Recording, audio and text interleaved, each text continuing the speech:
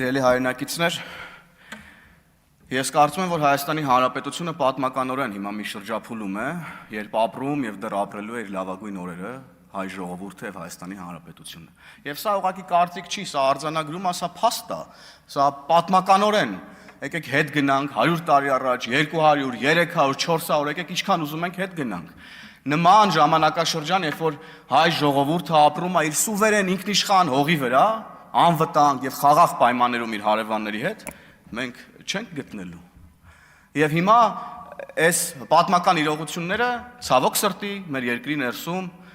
փորձում են ուրեմն գողանալ, էլի կատարելով երրորդ երկրների պատվերներ եւ էլի փորձ անելով Հայաստանը դարձնել ազդեցության գոտի։ Չի ստացվելու, Հայաստանի Հանրապետությունը վաղուց արդեն ազդեցության գոտի չի եւ չի ստացվելու։ Հայաստանի Հանրապետությունը երբեք պատմականորեն չի ունեցել նման բարձր միջազգային վարկանիշ։ Դա փաստում են վերջին իրադարձությունները, վերջին տարիների իրադարձությունները, վերջին նախորդ շաբաթվա իրադարձություններն էլ միջազգային այնքան շատ էին, որ չենք էլ հասցնում արդեն դրանք վերլուծենք եւ մատուցենք մեր հանրությանը։ Եվ քանի որ բոլոր թեզերը ջարդված են արդեն շատ վաղուց, միջանցքից էին խոսում, գործընկերներս շատ լավ հիշեցումներ արեցին, Տավուշից էին խոսում 4 գյուղերը, Կիրանցը, հեսա էս բլուրը կտանես, լերես, թուփը, էս են անում, են անում, հեսա,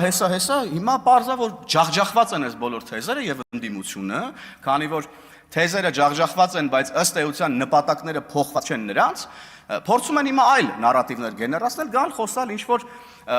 թիրախներ են ընտրում, թույլ տեղեր են ընտրում, թոշակներն են ընտրում, աղքատության մեջ գտնվող մեր հայրենակիցներին են թիրախավորում ըստ էության եւ փորձում են նրանց ուրեմն խնդիրներն օգտագործել եւ գալիս են այստեղ ինչ որ թոշակներից են խոսում օրինակ մարդիկ, ում խմբակցության 90%-ը երևի ապօրինի գույքով է անցնում։ Իդեպ պետությունը շատ մեծ գումարներ է ծախսում, որպեսզի այդ քննություններն իրականացնի, բացահայտի եւ ապօրինի գույքերը վերադարձնի։ Պարոն Թադևոս Ավետիսյանին կառաջարկեմ իրանց խմբակցության նիստին հավաքի բոլորին, ասի ժողովուրդ ջան, ձեր ապօրինի գույքերը, որ այդքան փող է ծախսում պետությունը հետ բերելու վրա, հավաքեք իրար գլխի սիրուն տարեք, վերադարձրեք պետական բյուջե եւ առաջարկով հանդես եկեք, որ ընդդիմության ապօրինի գույքերով ուրեմն բարձրացնենք թոշակառուների թոշակները, որովհետեւ Հայաստանի Հանրապետության պետական ռեսուրսներով ցավոք սրտի շատ արագ եւ միանգամից չի ստացվում դա անել։ Այս տարիների ընթացքում մենք 3 անգամ բարձրացրել ենք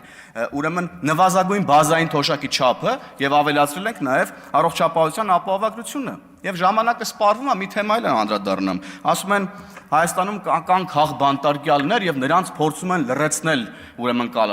կալանավորելով։ Նախ Հայաստանի Հանրապետությունում քաղբանտարկյալներ չկան եւ երկրորդ ձեր նշած ճակերտավոր քաղբանտարկյալներն ասում են շատ կոնկրետ հանցագործություններով եւ խոսելն ենք ուզում լրացնել ձեր որևէ այդ հանցագործության մեջ մեղադրվող ընկերներից մեկին ուղիղ եթերի կամերան պահես վրեն կոչնչանա։